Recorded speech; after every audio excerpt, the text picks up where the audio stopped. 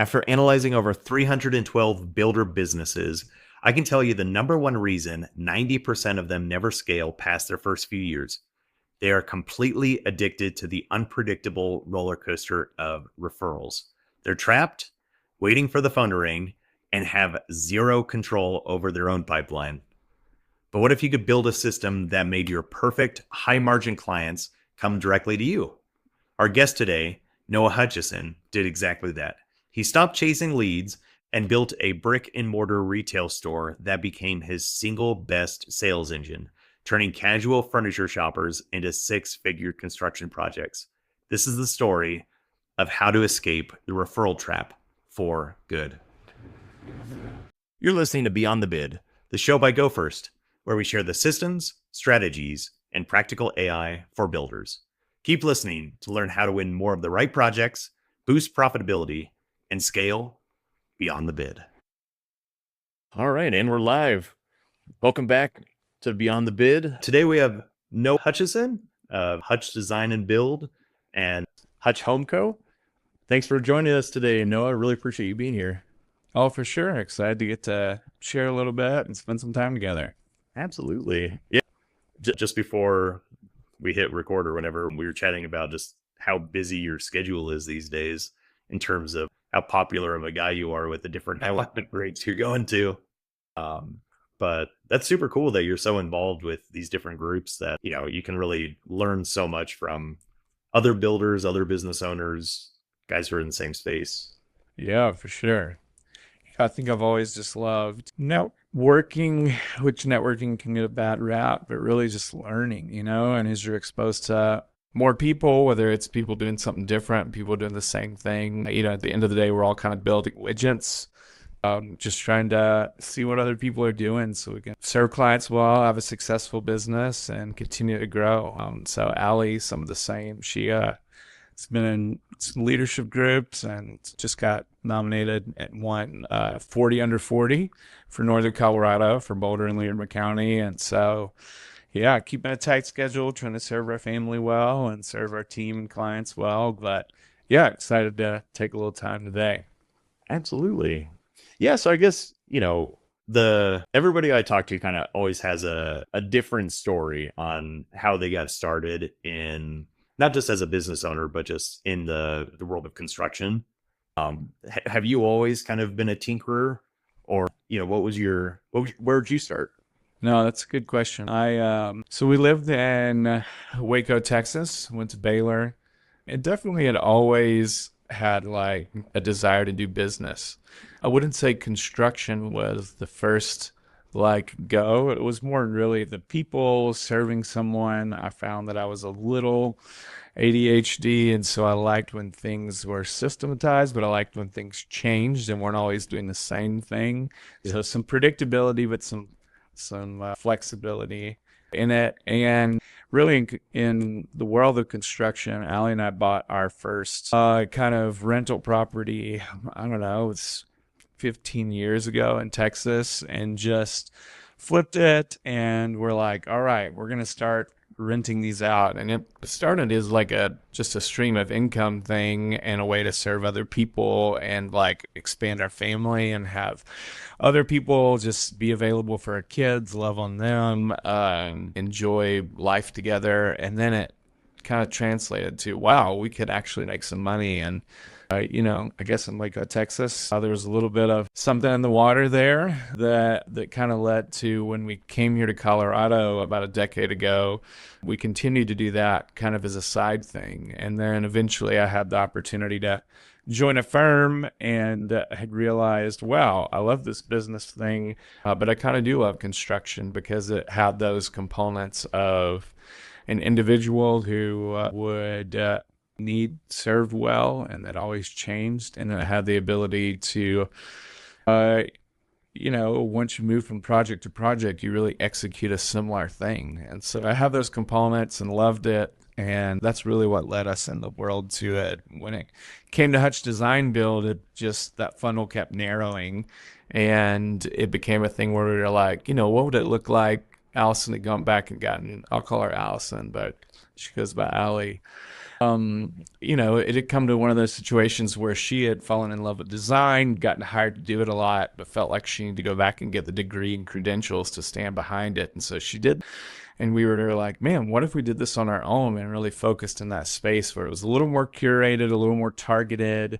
You really figured out what a client really wanted on the design front and on spatial layouts and on, target investment. And then you built that. And so we felt like the design build space, although that name means different things to different companies, that it was really a good sweet spot for us because it allowed that, integration of those processes to just kind of extend even further than just the build, but extend and, well, just what are you dreaming about before you say, I want to spend 100,000, 200, 300, 400,000 at your house? And how do we align all those things to just achieve the best outcome? So, yeah, that's really how we got here. And, as we'll talk about a little more, it's only continued to grow and have more ideas of how we continue to impact our community, serve people, and make a difference in this space. But it's been a fun journey.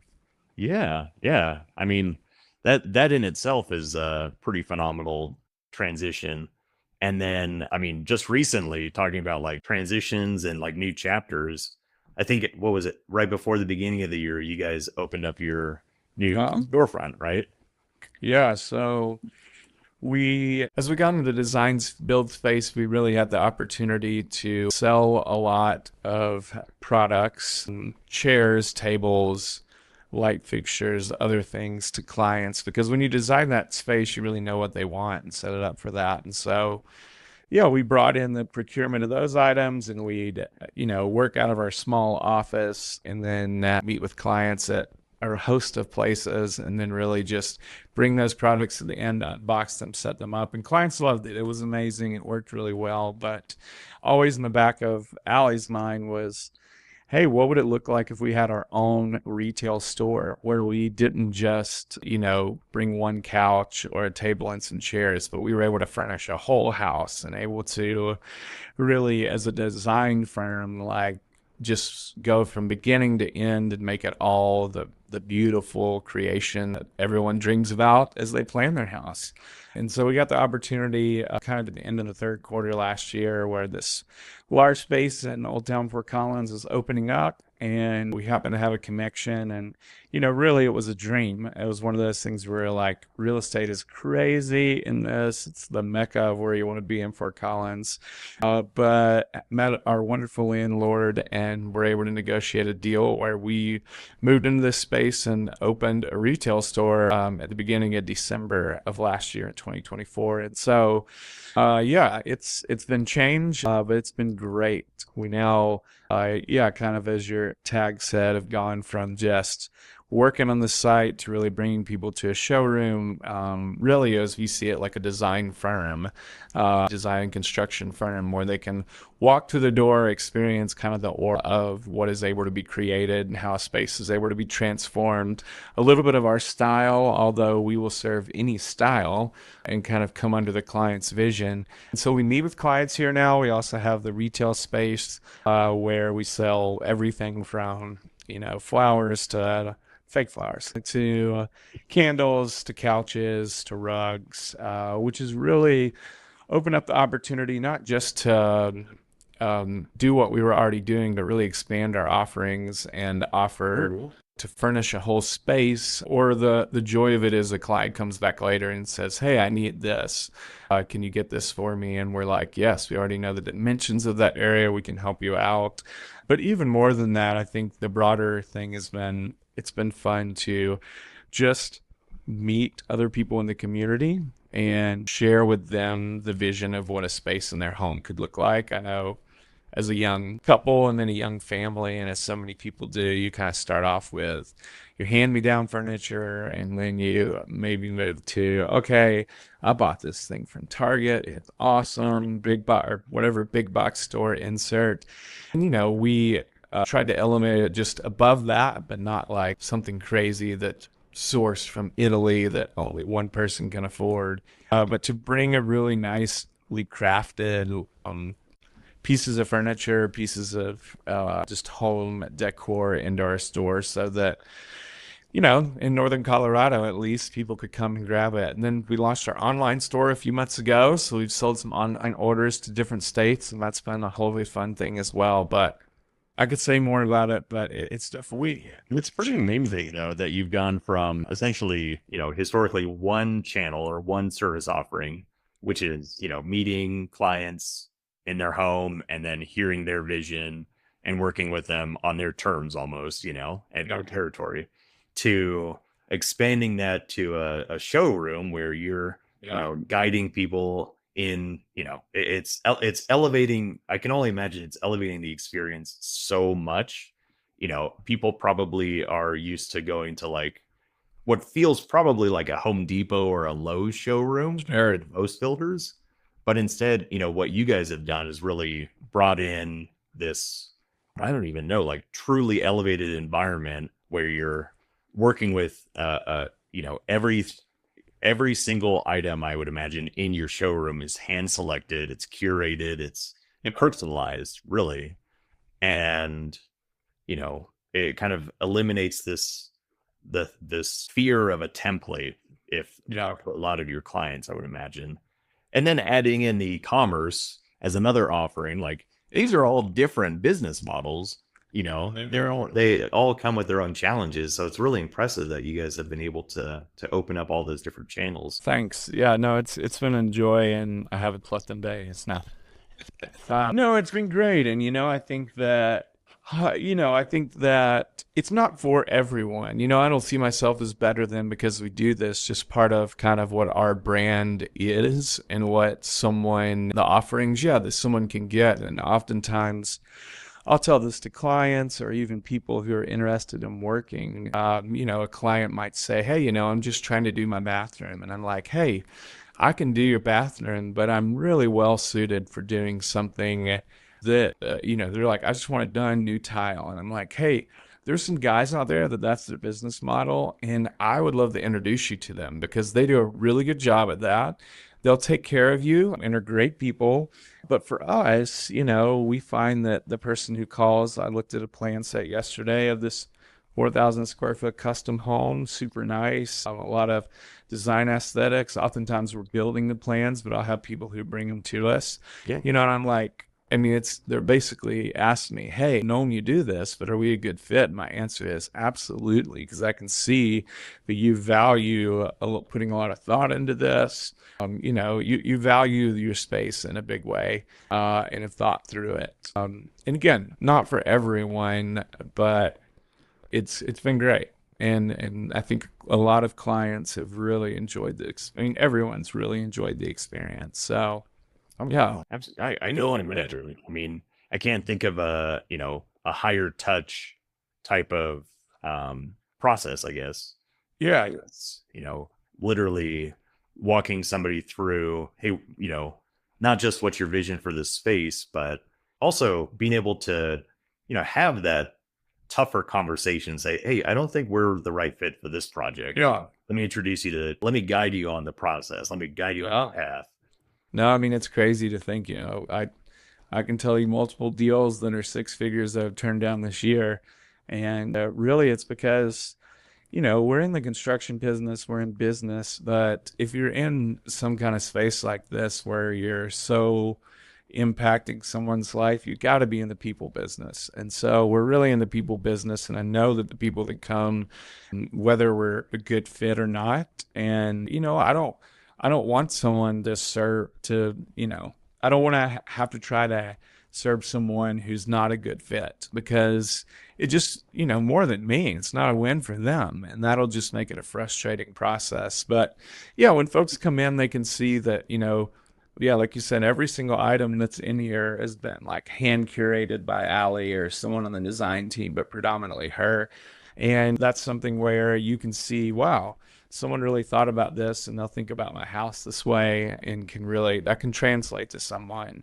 Often someone said a while back, like, they talked about how you can really experience or feel craftsmanship when you walk into a house. Like everyone perhaps listening is maybe at least lived in some home, bought some home, for at least lived there, but bought a home and been in different homes. And, you can feel that when you go in a space. It can be a coffee shop or something. You're like, wow, there's something here, and I think people experience that and they keep going back. So yeah, it's been fun. Yeah. I mean, just on that topic, I'm a big fan of this concept of like aging in place. Yeah. And I think it's, just seeing most of my grandparents go through like the retirement home and the assisted living and just how outrageously expensive that is. Yeah. Aging in place is essentially just, quick renovations and modifications, not even quick, sorry, just modifications that you can make to your home to make it safer and more essentially make it a better living environment for you as you get older, especially for those who, want to spend the rest of their years in their own home. I think it's huge. And so, when most people hear that word or that phrase, they just think of like, a wheelchair, a conveyor belt or whatever that thing's called in a stairwell and the elimination of stairs. And it's like, yeah, that's part of it, but it's not just that. It's actually like making it stylish, make the design aspect of it is also so critical because, you want the person to have confidence in their home, not just shy away from a stairwell because there's a chair on the wall. Yeah. No, absolutely. And I think I'd even broaden that out to say, that's why people say, hey, sir, are you custom? And my answer is absolutely. All we do is custom because we design everything we build for the most part. And I tell people custom doesn't necessarily mean expensive or the most expensive. It just means unique to you. And so take the aging in place example and just say, well, that's just one customization, like in that example, I will ask a client how long they plan on living there. And if it's like, hey, we're going to die here, I'm like, great. And not as someone in their 30s, but someone who's a little bit older than that, I'd say, great, we're going to block behind your shower for grab bars. We're going to block by your toilet because if you're going to be here for another decade or 15 years, you don't have to worry about this later. You can just install it, And going back to the custom piece, it's like, I know something we put in one house is it's just making her life easier. We put in a really tall drawer in their kitchen so that all their kids and families' water bottles could stand up straight in there. Very simple, doesn't cost a lot, but that's custom because it's like one thing that annoys them every day in the kitchen and as they prepare kids for school is they can't find the water bottles. They don't fit in the drawer. There's not a drawer that fits them. So great, we're going to make a drawer that actually fits that. So yeah, that's what we seek to do really with every client through doing, and we try to get better at it by not just meeting with them and hearing them, but provoking some of those conversations through questionnaires, through other intakes that we do, so that we can garner that information that they might not even know we can solve a problem, and present them with some solution that they can incorporate in a cost-effective way. Yeah. Well, that's a really interesting one. So with the water bottle example, how did you, using the word provoking, how did you get that out of them? Because that's not something that, most people would just, I think our designers, know all of what's capable, and a good designer knows what's capable in a kitchen, and they know where you can get bang for your buck. So, it's just one of those deals where you're saying, what are the things you love about your current kitchen? What are your frustrations? And you catch on to some of those things, like someone says, well, man, or like, I have to walk across the kitchen, blah, blah, blah. Or like, we're about 2 weeks away from finishing this really big addition that we put some specific cabinets that would fit all of their oils in it because they really loved cooking and they loved buying locally sourced oils from different places. And you hear that when you walk through and you're like, what? And then you kind of provoke it by saying, tell me more and like, show me what you mean. And then you see these like bottles of oil just stacked on top of shelves and you're like, oh, wow. Like, and you use those? And they're like, yeah, a bunch of them. And you're like, okay, so this isn't like some random idea impulse you had. Like, this is real life, bothersome. Like, we could create a solution for this. So, Yeah, it's really just, again, being in the people business, being a discovery oriented person, not just trying to get it done fast and make as much money as possible. And I think there's a place for people to just move quickly and get things done for a low price. But yeah, it's an elevated experience. Absolutely. So each one of these, legs of your company, I mean, they're similar. They're all similar because they, I'm sure they all kind of share the same values and culture and methodologies. But how do you, on like a week to week basis, how do you like plan and just project for, e-commerce, for your design build firm, and then also just for your showroom, because each one is so different. Yeah, I think one of the things we've been able to do is to try to have a leader, a leader, co-leader at the helm of each of these areas. And really, I think that a lot of leaders get stuck in the weeds a lot. It could be because of something that they're passionate about. It could be of something that was just easier to do, and so they decided, I'll just do that and get it done. But I think great leaders, have a good management strategy where they're able to stay at a high level, utilize their strengths and weaknesses, their giftings and talents in a way that really helps the business move forward. And then they're able to bring in other folks alongside them that are able to do the same and really just be in the day-to-day and the weeds of things. So I know we talked about this as we interacted, but for us, that's looked like not using a specific strategy. I have a lot of buddies that use EOS, and if you are listening to this and you don't have any system, I mean, it's a great model, great books associated with it. But I think that in a lot of ways, we've taken some stuff from that, and there's other great systems. It's like, pick a system, stick to it. Man, the worst thing is the visionary saying, we're going to do this, and then 45 days later, they change it or doing something different. Like, stick to something and just go for it. And so, for us, it's like, I'd say Allie operates a lot more as a visionary, just to get like tactile here. I focus a lot more as that integrator, as they would call it in EOS, just really making pieces move, managing the businesses, being willing to jump in the weeds with somebody to help them move forward, but then able to dive back up or jump back up after I've dived into those details and just keep a big picture. I think that then we've been able to say, hey, we have a store manager, a little store, and really have a large focus on moving that forward. And luckily, the e-commerce space kind of ties into that, although we're still trying to figure out how to grow that. And then on the construction front, really having a design team leader, because we operate a design firm and then we operate a construction firm, although they're very one and the same. And that's really helped us. I think one of the other benefits we've had is, and one of the things we've had to learn is having the right meetings. I think that a lot of people, including us, have a lot of meetings, but do you have the right meetings? Do you have the right people in the room? For us, that's looked like dividing those up into those different groups and then having someone lead them in a way that it's like, hey, we need to focus on the construction piece, or we need to focus on the store piece, whatever it is, or we need to focus on whatever it might be. So that's really helped us out, I think. Out of curiosity, are you in on every single one of those meetings, or are you allowed to have some, distance from that? Yeah, no, that's a great question. I'm not in every one of them. I would say Allie or I are in most of them. I focus a little more on the construction side of things.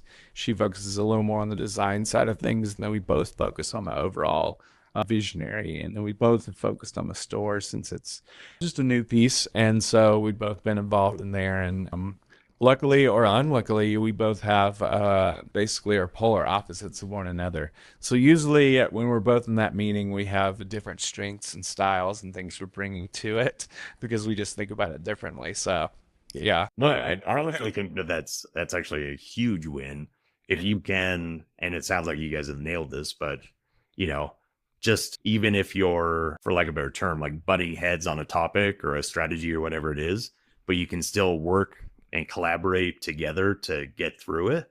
I think that's huge, and that's even just, a business partner, let alone, your significant partner. Yeah. No, and I'm not gonna say we haven't hurt one of their feelings at times, but we like to throw down in meetings and really we found that one humorous thing kind of behind the curtain is we found that in meetings it's really good for us to set aside one another, because if we end up putting someone in between us, they can often feel like, wow, this is like, oh, we're throwing down. So we're sensitive about that. But yeah, we want what's best. And again, we're trying to serve people, our team and clients well. And so, don't want to hold back on what's a possible something that could help us. So, yeah, I think that's good. So I guess in terms of like growing these like legs of your companies, like how do you identify when there's a gap or when you need to either, hire somebody or promote somebody? Like talking about systems. Yeah. And have a system around that. No, that's a great question. I think that hiring is hard. I think that any business owner can relate that, when you're like most of the businesses in the West, you're a small business. It's a large majority of people. You struggle with knowing when to hire and finding the right person, because you are not hiring a specialist. Oftentimes, you're really hiring, but you're also trying not to hire a jack of all trades who can just do anything but nothing great. So I think in the beginning, it was super hard. And we'd have team members express like, hey, I am just not 100% sure what my role is. And I was like, hey, I understand. That's because there's just 3 of us and we all wear many hats, And so, we had to discuss that challenge. But I think, then there's the kind of line between, which is where most businesses are, like maybe you have 5 to 15 people, that's a lot of small businesses, or even 5 to 50, you're in a similar space where you don't have tons of specialists, maybe a little more in the 25 to 50 range. But yeah, it's just trying to find the right people. We've done everything from, we like to use different tools, like assessment tools. That could be Myers-Briggs, StrengthsFinder, Working Genius. All of those are great tools. And again, this is where I go back to, we use the Working Genius, and people say, well, why do you use that? And my answer is because I picked it a while back and that's just what we've stuck with, like I could have used any of the other ones, but that's one that we know our team's been trained on. And now we have this common language to be like, oh, like they use this one word that like is galvanizer. And so it's like, hey, great, this person's a galvanizer. They're going to bring the team together and rally them. Man, if we don't have one of those on our team, that's pretty hard. And then you can see when that person's trying to galvanize. One of the tools is tenacity, and one of the things we've realized is we like to hire people who have that, not necessarily as a top strength, but they label it as like strength, able to work with kind of frustration. So I don't like it when tenacity is in someone's frustrations, because we're going to move tenaciously. It's going to be dynamic. There's going to be some dynamism to what we're doing. So I'd really like you to have tenacity, because that's going to allow you to kind of plow through it and go with us as we continue to be a little serial entrepreneur-y. So yeah, that's an example. And then, yeah, I mean, I could go on just about hiring in general, but we're slow to hire. I think what I've learned over the years is that we used to hire to really fill a spot, and you're like, oh, this guy's great. But now it's like, I think so often people don't call references or don't really get any teeth. They spend 45 minutes and they're like, let's hire you. One of the things we've done is, I ask the top candidates, and I tell people when we're interviewing them, hey, I'm probably going to have you do a little bit of homework. It's not going to be crazy, and you may not get hired. I'm doing this for 2 or 3 of the final candidates. Would you mind just considering spending 15 minutes doing this homework? And it's amazing how it's impacted the decision of what we've done, because you're like, oh, wow, that's great. That really shows me something so different than I could have gotten in that interview. So I wouldn't fit as your host. Like impactful things that you could do in a hiring process is just, like you say, give somebody some homework, and it doesn't have to be, anything that's too crazy to the point where they're going to get upset at free work, but it's more like, show me how you think, show me how you present on something that you actually care about. Yeah. who you are outside of just this boardroom or whatever it is. Yeah, and just as a tangible example for someone maybe listening who's never done it before, we hired an executive assistant and replaced our kind of executive assistant administrator last year. And one of the things, or I guess it was earlier in the year, it feels like she's been here forever now. She's amazing. But one of the things we did was said, hey, can you just take and design me an email for this party invite and a flyer? Like, don't overthink it. Just make me something. And, that was a simple example where we could see, okay, person A and person B made this, and just kind of distinguish what might be some of the things that you need. And funny enough, one of the people who did it, they asked like a bunch of clarifying questions. And I was like, okay, so this person's probably going to need a little more information, versus one of the people, they were like, all right, I got it. And you're like, okay, great. Well, now we got to depend on it. You want to see what the product looks like from those, but yeah, it just tells you a lot about how they work, etc. So anyway, if you don't just into that, but no, yeah, absolutely. I mean, you could even classify even further, right? Like based off of that person asking for clarification. It's like, okay, theoretically, this person might be more of a perfectionist versus the other one who's, more of like, I don't even know what sure, who's not, whatever, yeah, generalist, I guess, or the person who just wants to get things done. Yeah. But yeah, that's so cool that I think more business owners actually need to incorporate strategies like that into their hiring, because, it really does show you how someone thinks in a way that you don't get in just like a typical conversation. Yeah. But so on that note, like I know we covered a lot just in this short period of time, but for those listening, do you have any any pieces of advice or key takeaway, or even just like one takeaway that, you would tell to another business owner who's looking to just make a small improvement, a small consistent improvement week over week, like starting today? Sure. Yeah. If I could share two things come to mind. I think the first thing I think about, and this is one of my initial questions if I'm ever consulting or trying to ask and talk to other builders to help them out, is like, what do you know? What can you tell me about your numbers? What do you know about your cash flow? What do you know about the money in your bank? Because it's the number one reason why businesses don't make it past 5 years. Small businesses go to die is because they run out of money. They don't understand it. They think it's their money when it's really not. It's a client's. And so I'd say, know your numbers. I know you've been working on a tool that folks can use to help with that. And having looked at it, I think it's a great step for someone who's not doing anything with that. And, I even goes back to, it's not just this, the CEO, the owner really needs to know what's going on with their money. I don't care if you got 50, 60, 75 people on your team. You ought to be able to say, this is what we make. This is what we need to make. This is what we're doing. This is our projections of the money that's coming in, and let that drive your sales. Let that drive your production. Let that drive your decisions. I can't say that enough. But the second thing I thought of is really just if there's one recommendation beyond that, maybe you're doing that well. It's just, what's one thing you can add to your offerings? I think, even for friends that I've talked to a lot and that connect with the national home builders, like I know there's this attractivity to like, wow, we're vertically integrated with the design and this build and furnishings in a retail store. But, that's not necessarily the end goal for everyone, and everyone's not going to do it. But what everyone can do is say, like, what's one way we can adjust our offerings to just add more value to the customer? This could be as simple as, hey, I'm going to introduce you to a designer who can help us with this. And then you get a kickback. It could be a simple partnership you create with one of your vendors or a referral partner. It could be something that, like, and maybe hey, at the end of this, one of the things we love to do is introduce you to our yard maintenance person. Everybody has a yard. We refer happy elves who work on yards, and we know the owner. He's great.